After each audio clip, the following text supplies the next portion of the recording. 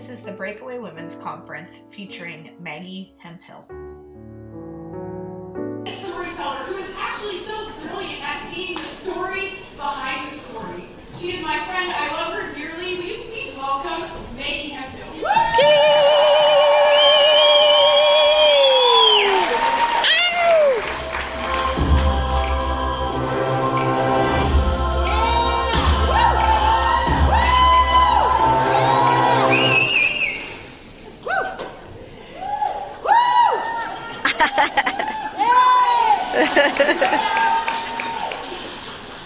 Well, hello, it is my honor and privilege to be with you tonight. My name is Maggie, and I brought a picture of my adorable family because when I grow. This is my husband, Luke. We've been married for almost 15 years, and our children, Levi, Ben, and Heidi, they are a load of fun and also our greatest source of personal growth and development. So, love you guys, glad you're here. I'm just going to give you my top 3 things about me. Number 1. In any event, situation, or circumstance, my preferred beverage of choice is water. You don't even have to ask about water.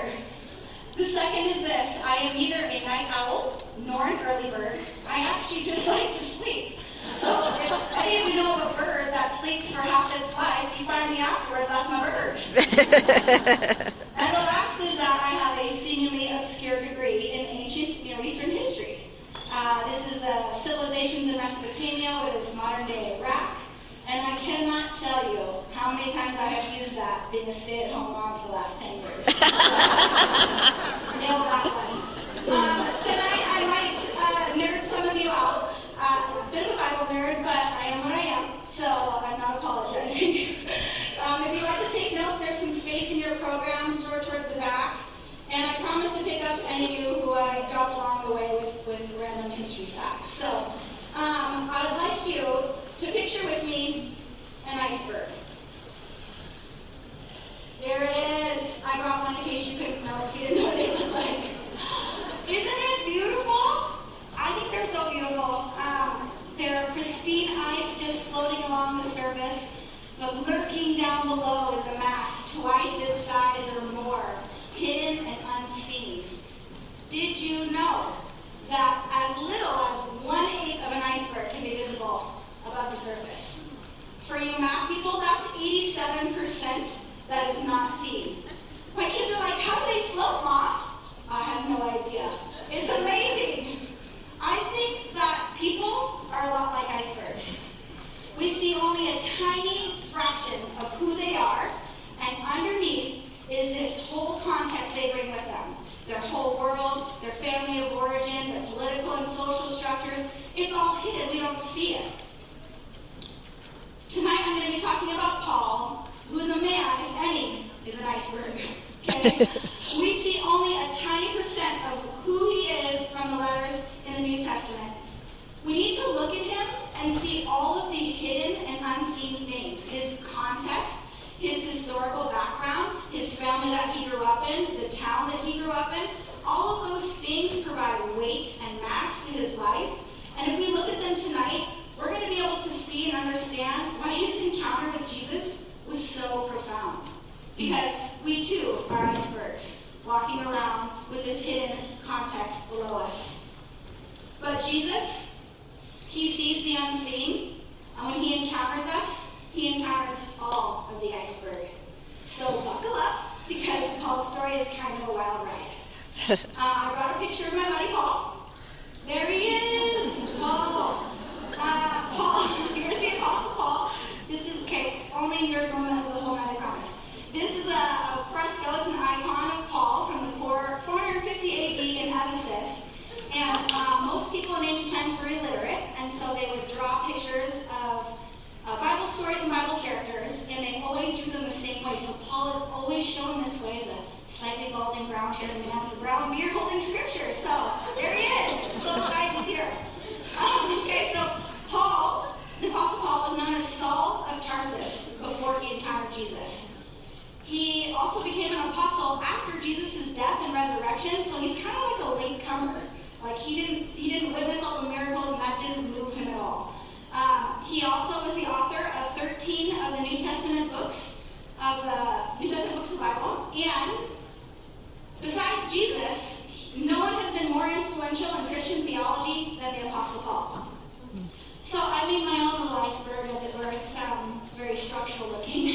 And so we're going to look at Paul's unseen world from the bottom up. We're going to start with the world that he was born into. Paul was born in the 1st century AD under Roman rule. I brought a map so that you can see what that looks like. Rome ruled all of the areas that were touching the Mediterranean Sea and kind of outward.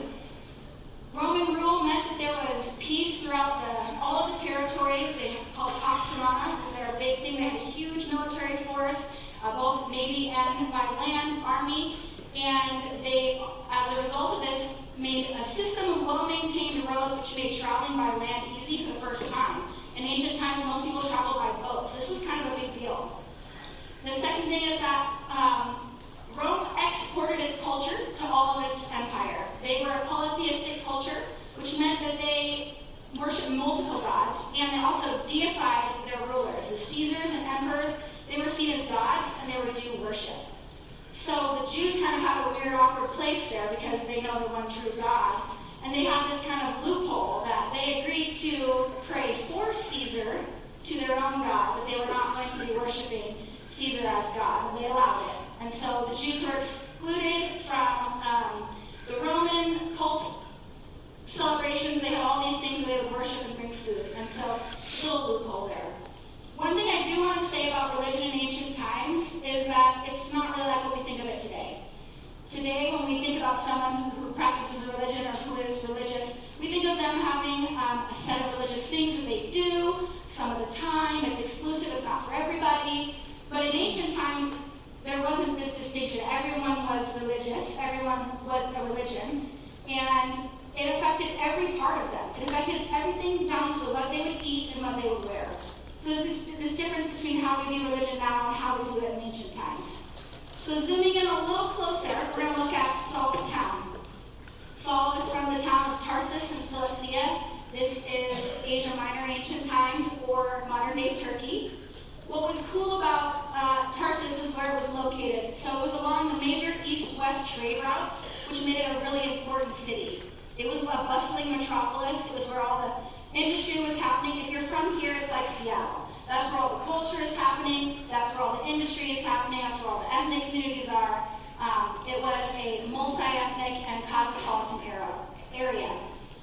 As a result of urban living, it was cramped quarters. The houses were near each other. The streets were narrow. Everybody was in everybody else's business. Noise and smell everywhere.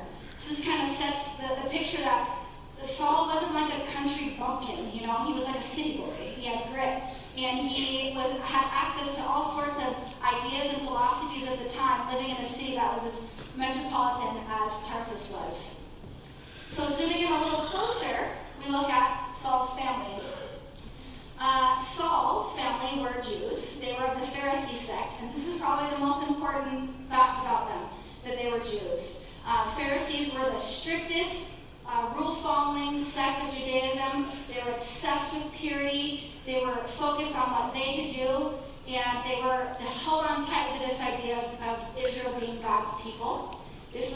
We kind of see this as a really regimented routine life. They had spiritual practices that they did every day, morning and night. They prayed, they fasted, they read scripture, and this is the family that Saul grew up in. We also know that Saul's family were tent makers by trade. So they made their living selling tents, and this looked like goat hair. They would weave it together. These were structures that could be taken up and put down. And selling tents in a city like Tarsus would have been tents to everyone, not just Jewish people. So I imagine that as Paul is apprenticing to his dad, that he had people coming in and out of his shop that were from all sorts of places all over the world. We also know that Saul wasn't an only child.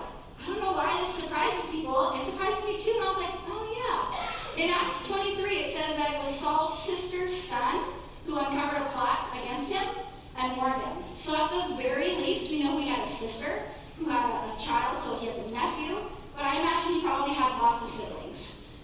So this so far has been Paul's unseen world, the part that's hidden below, the part that we don't see. He was from a family, he learned to trade, he lived in a metropolitan area. So giving him access to all sorts of information, these are the things that give context to his life for the part that will show up top. And here's what we see, the part on top, from the scriptures. The first is that Saul studied the ancient and Judaism in Jerusalem by the greatest rabbi of that time, Gamaliel. He was the leader of the Sanhedrin, which was a Jewish council. He was seen as the most wise and respected rabbi. So he had the best teacher for learning about ancient traditions of Hebrews. We also know that Paul says he's a Roman citizen, and citizenship was very valuable in the ancient world. Without citizenship, you had no rights, essentially. And so Paul being born a citizen was even more respected because you could earn your citizenship through all sorts of things, serving in the army, you could buy it. And so him having it by birth is even a higher right. The only thing that's even worth mentioning, because I don't want to bore you with citizenship, is that as a result of being a Roman citizen, you could appeal to Caesar if an accusation was brought to you, rather than deal with these lower circuit courts.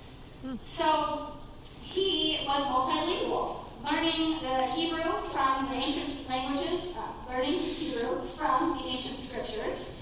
He also spoke the mother tongue of Jesus, which was Aramaic, and then he wrote and spoke Greek, which was the common language of the time and the language that he wrote the New Testament in. The first time we see Saul or Paul in the New Testament is in Acts 7, when he is standing there holding the coats for the people who are stoning Stephen, the first Christian martyr. It's kind of a metaphor. Standing there holding the coats is really giving his approval to what is happening. I put that Saul is a zealous defender. In his own words in Galatians, he says, "For you have heard of my previous way of life in Judaism, how I intensely persecuted the church of God and tried to destroy it. I was advancing in Judaism beyond many my own age of my people and was extremely zealous for the traditions of my fathers."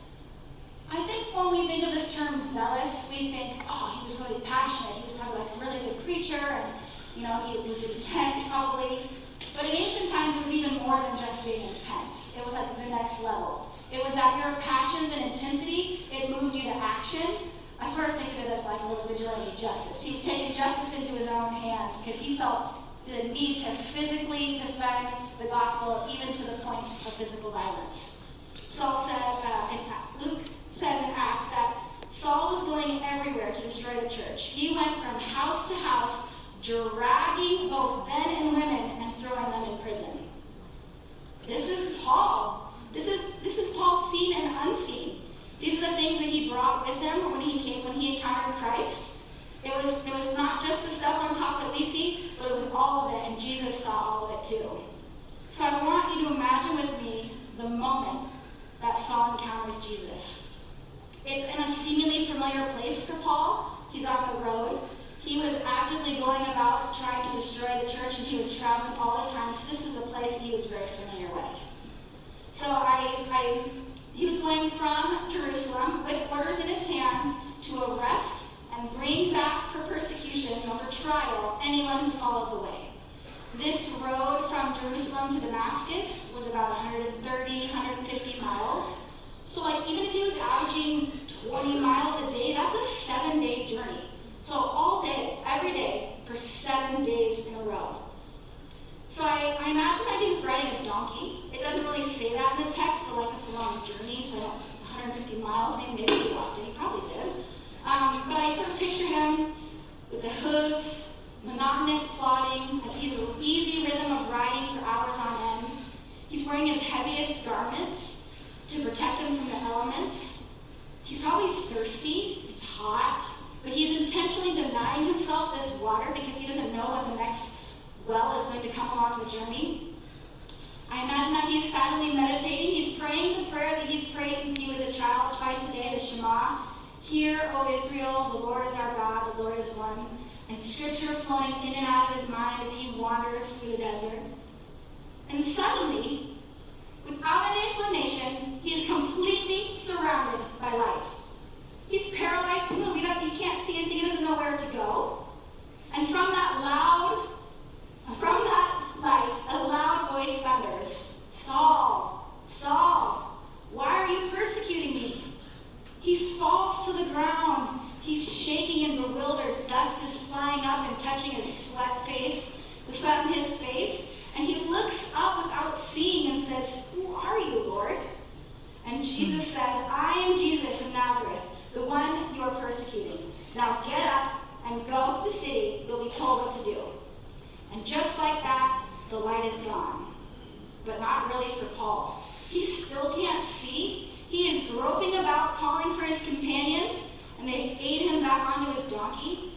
imagine all the way to Damascus, he was trying to make sense of what happened. Hey, did you see? Did you hear? But he couldn't make any sense of it. After arriving in Damascus, he waits for 3 days without eating or drinking. He waits because he knows how to be obedient. He's been obedient his whole life. And the light told him to wait, and so he waits. He prays and he waits until he hears someone say, "Are you Saul of Tarsus?" Now he still can't see, so he turns his head towards the sound because he knows it's not the familiar sound of his trusted companions, and says, "Yes, I am he." And he says, "I am Ananias. The Lord Jesus has sent me to heal you." He walks over and places his hands on Saul and says, "Brother Saul, receive your sight. The God of our ancestors has chosen you to know his will and to see the righteous one, to hear his words from his mouth, that you will be his witness to all people of what you have seen and heard. What are you waiting for? Get up, be baptized, and wash your sins away." And Paul says something like fish scales fall off his eyes, and I cannot picture that at all, but I imagine it was gross. Like just crusty goo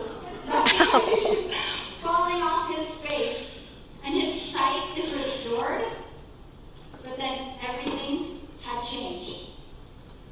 This is what I'm praying for you tonight, that tonight would be the start of when everything changed for you. Because Jesus doesn't want just the part that you show on Sunday. He wants all of you. He wants all of your story, the stuff below the surface and the stuff above the surface. Because Jesus is actually big enough to hold all of us. We need to believe that an encounter with Jesus changes our trajectory. Luke tells us in Acts 9 that Paul immediately began preaching about Jesus in the synagogue, saying, "He is indeed the Son of God." All who heard him were amazed. "Isn't this the man that caused such devastation among the Jewish followers in Jerusalem? And hasn't he come here to arrest them and take them to the leading priests?" Saul's preaching became more and more powerful, that the Jews in Damascus could not refute that Jesus was indeed the Messiah. What? He was just persecuting them, and now he's proclaiming. His whole life trajectory had changed. He was headed for one kind of life, a life of deep religiosity, of strict rule following and adherence to the law. But God transformed Saul. He was unrecognizable to the people around him. His direction was so radical they could not make sense of it. Because he was on a mission to personally destroy the church, using his hands and anything he could to take them down and bring them to justice. But instead, he spent the rest of his life preaching the gospel all around the ancient world, training up disciples, and rather than taking people to jail, he spent time in jail for obeying the call that Jesus had in his life. Yeah. That's transformation. Yeah. That's what happens when we encounter. When we encounter Jesus, we learn a new way to be human, the way that we were created to live. You get to see how your story fits into God's great story. And you get to live into who you are and who you're meant to be. And we have to believe that an encounter with Jesus reveals who we are meant to be. Amen. I spent the last part of my summer, 8 weeks, getting physical therapy on my hip. I'm literally embarrassed to share this story with you because it sounds like I'm getting old. I tell myself I'm not that old. But, my hip was waking me up in the night. I couldn't even sleep on it. I couldn't sit or stand without pain. And after weeks of being annoyed with my hip, my husband's like, "Get over yourself, go to the doctor." So when I went to the doctor, she told me I had hip bursitis, which is really just a fancy way of saying my hip is swollen. So this diagnosis did nothing for me because I knew what was happening but not why. And it was over the course of 8 weeks of physical therapy that I learned what was happening. My hip was just barely out of alignment. And as a result of being out of alignment, some muscles were overworking and some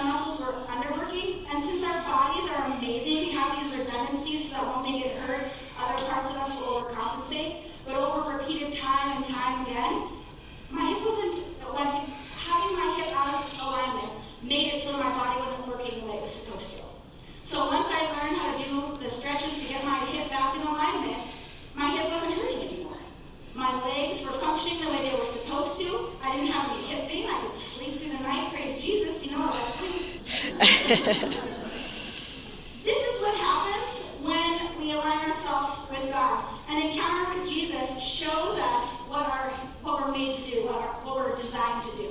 And this is what happened with Saul too. It gave Saul true meaning and purpose for his life. You see that Saul's religious zeal wasn't on accident. Saul's zeal moved him to action right away. The deep knowledge that he had of Jewish traditions allowed him to immediately go preach into the synagogues where the Jews were. Living in a city like Tarsus and learning about the philosophies and ideas of the time made it so he could preach to the non-Jews, the Gentiles. Jesus showed him that all of that unseen stuff matters. Amen. It matters, and it shows us what you're made to do. Maybe some of you are sitting here thinking, well, that's good for Paul. Like, good on him. But that's not for me. You know, maybe you're sitting here thinking about all this stuff in your life leading up to right now. Maybe it's been a waste. Like, could any of it be used for good? Friends, I want you to hear this. Saul's past was redeemed. God did not abandon Saul in his story. He used his story to impact people for his own glory. And he wants to do that with your story too. We need to believe that an encounter with Jesus allows us to leave the shame of our past behind to receive confident hope for our future. Saul could have let the shame of his past keep him from doing the work that God called him. He says in 1 Corinthians, "For I am the least of the apostles. I do not even deserve to be called an apostle, because I persecuted the church of God. But by the grace of God, I am what I am, and his grace is not without effect on me." When Paul encountered God's grace, it showed him that what gives us our value and what gives us our worth, it's not our credentials, it's not our accomplishments or our accolades, it's not what you've done or where you're from. Amen. The only thing that qualifies us is an encounter with Jesus. It is coming face to face with him and seeing who we are really made to be. Paul let this encounter of Jesus change him. He let go of the shameful things he had done in his past in order to receive a greater understanding of what God had called him to be. I believe that each of us is uniquely made to reflect a part of the image of God to the world. Mm-hmm. Genesis 1 tells us that we are his image bearers. Everywhere we go, we are carrying the face of our Creator. And when we let shame hide our face, we're hiding God's face too. Mm. My daughter Heidi has this stuffed watermelon. I guess it's a thing to have stuffed animals that are shaped like food, like tacos and hamburgers. I don't get it. But she has this stuffed watermelon slice that she got from her dad on a trip. And it's adorable. It's got a cute little face, it's squishy, and when you squeeze it, it smells sweet. Not like watermelon, but sweet. And she just loved this thing hard. She took it everywhere. And she would twist it and turn it, and one day she made it into something, and she goes, "Look, Mom, it's a boat!" And I looked at it, and I didn't see the boat, for sure. And I definitely didn't see the watermelon either. And from repeated forcing that watermelon to be a boat, huge scrapes came across its face. Stuffing started falling out. It really took a toll on that watermelon to be a boat. You see, it wasn't made to be a boat, it was made to be a watermelon. Friends, this is what happens when we're not being who we're made to be. We're misshapen, we're torn, and we're bent, and we mar the face of our Creator. Maybe tonight you have some shame sitting below the surface.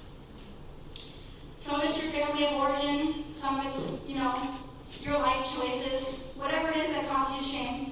There might be some of you tonight that say, well, at least Saul or Paul, he got to choose his life before Jesus, but there have been things that have been done to me that I have no control over that caused me deep shame below the surface. First, let me say I am so sorry. Truly, I am grieved because you were never meant for that kind of harm. But what Satan has used for harm, God can use for good.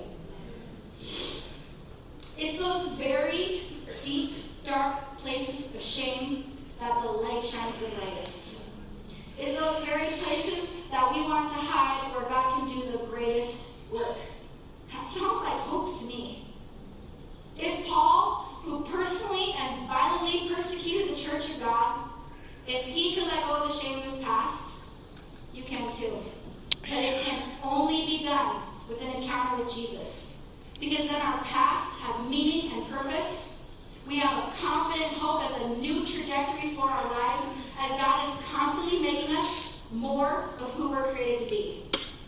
I don't know about you, but I want to be who I'm created to be. Yeah. I want to do the things that I am uniquely designed to do in a way that no one else can do.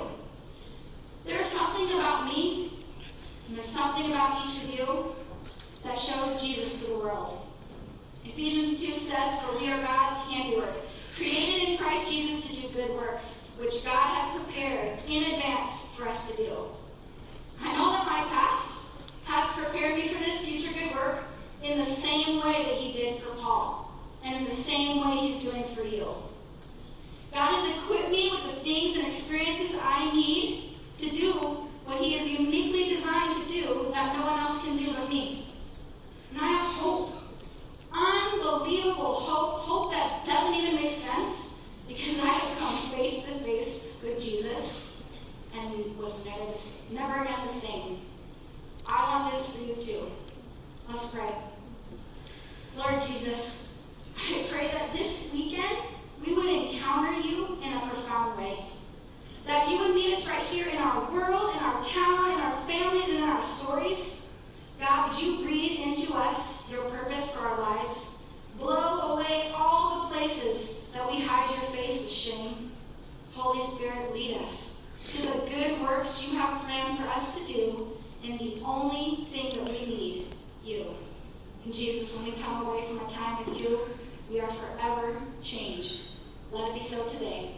In your son's holy name.